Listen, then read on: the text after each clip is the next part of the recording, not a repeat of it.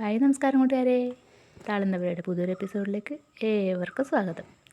ഇതിന്നിപ്പോൾ നമ്മുടെ പറമ്പിൽ നിന്ന് തന്നെ പറിച്ചെടുത്ത കപ്പയാണ്. അപ്പോൾ അതിൽ നിന്ന് ഒരു 2 കപ്പ എടുത്തിട്ട് ഇന്നത്തെ കപ്പ ഞങ്ങൾ കൊള്ളി എന്ന് പറയുന്നത്, നിങ്ങൾക്ക് മനസ്സിലാവാനാണ് ഞാൻ കപ്പ എന്ന് പറഞ്ഞത്. അപ്പോൾ ഇത് വെച്ചിട്ട് നമുക്കിന്നൊരു കൊള്ളിക്കറി ഉണ്ടാക്കാം. അപ്പോൾ ഞാൻ ഇതിൻ്റെ എല്ലാം തൊലിയെല്ലാം പൊളിച്ചെടുത്ത് ഒന്ന് മുറിച്ച് കഴുകിയെടുത്തതിന് ശേഷം ബാക്കി വീഡിയോ കാണാം കേട്ടോ. അപ്പോൾ നമുക്ക് പോയാലോ വീഡിയോയിലേക്ക്. ഇതിപ്പോൾ ഞാൻ കൊള്ളീനെ തൊലിയെല്ലാം കളഞ്ഞ് മുറിച്ചെടുത്ത് കഴുകി എടുത്തിട്ടുണ്ട്. ഞാനിത് തൊലി കളഞ്ഞ് മുറിക്കാൻ പോകുന്ന സമയത്ത് ഞാൻ അടുപ്പിൽ വെള്ളം വെച്ചിട്ടുണ്ടായിരുന്നു. അതിപ്പോൾ നന്നായി ചൂടായി വന്നിട്ടുണ്ടാകും. നമുക്കിത് ഇനിയിപ്പോൾ അതിലേക്ക് ഇട്ട് കൊടുക്കാം, അന്നേരം പെട്ടെന്ന് വെന്ത് കിട്ടുമല്ലോ.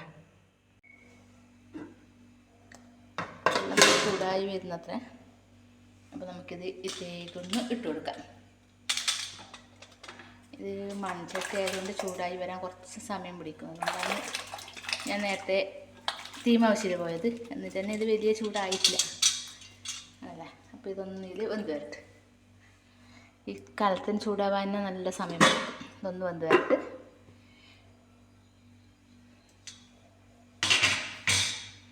എൻ്റെ മത്തിക്കറി റെഡി ആയിട്ടുണ്ട്. എന്താ കണ്ടില്ല, ഈ അടുപ്പിൽ മത്തിക്കറി ആക്കി വെച്ചിട്ടുണ്ട്. മത്തിക്കറി റെഡി ആയിട്ടുണ്ട്. മത്തിക്കറി കപ്പക്കറിയും മത്തിയും കൂടിയാണ് ഇന്നത്തേത്. അത് കൊള്ളി, ഞങ്ങൾ കൊള്ളി എന്ന് പറയും. അതാണ് ഇന്നത്തെ വൈകുന്നേരത്തെ ചായക്കിലെ പലഹാരം. അങ്ങനെ കൊള്ളി വെന്ത് വന്നു, അതിൻ്റെ വെള്ളം ഊറ്റിക്കളഞ്ഞു. ലേശം ഉപ്പിട്ട് കൊടുത്താൽ വെക്കാം മുക്കയിലത്തേക്ക്. ഞാനിത് വേകുന്നതിന് മുമ്പിൽ ഉപ്പിട്ടിട്ടുണ്ടായിട്ടാ. ഉപ്പിട്ട് കൊടുത്തിട്ട് ഒന്ന് ഇളക്കി സെറ്റാക്കാം. ഇത് എനിക്കുണ്ടല്ലോ ഈ കലത്തിൽ ഇളക്കാൻ പറ്റുന്നില്ല. ഞാൻ ഇതൊന്നൊരു വേറെ പാത്രത്തിലേക്ക് മാറ്റിട്ടിട്ട് ഇതിൽ പിടിക്കാനെല്ലാം കുറച്ചും ബുദ്ധിമുട്ടാണ്. അപ്പോൾ ഞാൻ വേറൊരു പാത്രത്തിലേക്ക് മാറ്റിയിട്ടതിന് ശേഷം നമുക്കിതിലേക്ക് വറുത്തിടാം. തേങ്ങ ഇടാനുണ്ട്, വറുത്തിടാനും ഉണ്ട്. അപ്പോൾ എല്ലാം കൂടി ഇട്ടിട്ട് ഇളക്കുമ്പോൾ നമുക്കിതൊരു എതം കിട്ടുന്നില്ല. അതിൽ വേറെ പാത്രത്തിലേക്ക് മാറ്റിയിട്ട് ബാക്കി വെക്കാം. അപ്പോൾ നമ്മൾ കൊള്ളിയെല്ലാം വേറെ പാത്രത്തിലേക്ക് ഒഴിച്ചു. എന്തെങ്കിലും വറുത്തിടാൻ വേണ്ടിയിട്ട് കറിവേപ്പിലയും കടുകെല്ലാം വന്നിട്ട് പൊട്ടി വന്നിട്ടുണ്ട്. അതിലേക്ക് കുറച്ച് മുളകും വെളുത്തുള്ളി ഉണ്ടല്ലോ, വെളുത്തുള്ളിയും കൂടി ചതച്ചും കൂടി ഇട്ടിട്ട് ഒന്ന് നമുക്ക് ഇനിയും കൂടി ഒന്ന് മൂപ്പിച്ചെടുക്കണം. മൂപ്പിച്ചെടുത്തതിന് ശേഷം നമ്മൾ കൊള്ളിക്കറി തേങ്ങയിലിട്ട് വെച്ചിട്ടുണ്ട്. അതിലേക്കിട്ട് ഒന്ന് ഇളക്കി സെറ്റാക്കി എടുക്കണം.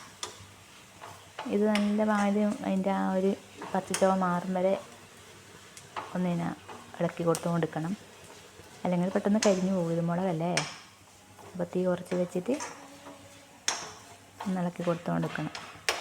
വെളുത്തുള്ളിയും കറിവേപ്പിലയും മുളകെല്ലാം കായുന്ന ആ മണമുണ്ടല്ലോ, ഭയങ്കരമായൊരു മണം. നന്നായിട്ട് അടിപൊളി മണമാണ്.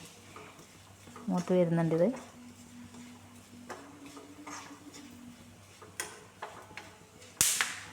മൂത്ത് വന്നിട്ടുണ്ട്. അപ്പോൾ നമുക്ക് ഇതിനിപ്പോൾ നമ്മളെ കൊള്ളിക്കറിയിലേക്കൊന്ന് ചേരിഞ്ഞ് കൊടുക്കാം കേട്ടോ. ഇത് ഞാൻ ഉണ്ടല്ലോ, എനിക്ക് ഇളക്കാനൊന്നും അതിൽ അത്ര കണ്ട് പറ്റുന്നില്ല. അതുകൊണ്ട് ഞാൻ പാത്രം മാറ്റി നമ്മുടെ കുക്കറിലേക്ക് ഇട്ടിട്ടുണ്ട്. അപ്പോൾ നമ്മൾ കൊള്ളിയിലേക്ക് തേങ്ങ ഇട്ടിട്ടുണ്ടെങ്കിൽ ഇപ്പോൾ വറവിട്ടതും കൂടി അതിലേക്ക് ഇട്ടു. ഇനിയിപ്പോൾ നമുക്കിതെല്ലാം കൂടി ഒന്ന് ഇളക്കി മിക്സ് ചെയ്യണം.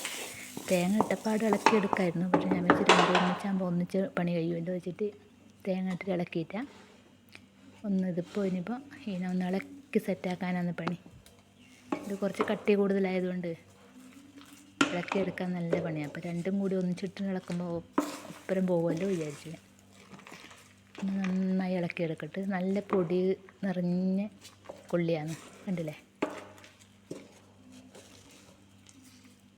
അങ്ങനെ നമ്മളെ കൊള്ളിക്കറി ഇളക്കി സെറ്റാക്കി എടുത്തിട്ടുണ്ട്, കണ്ടില്ലേ. ഇനിയിപ്പോൾ നമ്മളെ കൊള്ളിക്കറി മത്തിക്കറി കണ്ടല്ലോ, നല്ല അടിപൊളി സാധനമല്ലേ രണ്ടും. അപ്പോൾ നമ്മളെ കൊള്ളിക്കറിയും മീൻ കൂട്ടാനും കണ്ടല്ലോ, എങ്ങനെ ഉണ്ടായിരുന്നു? അടിപൊളിയല്ലേ.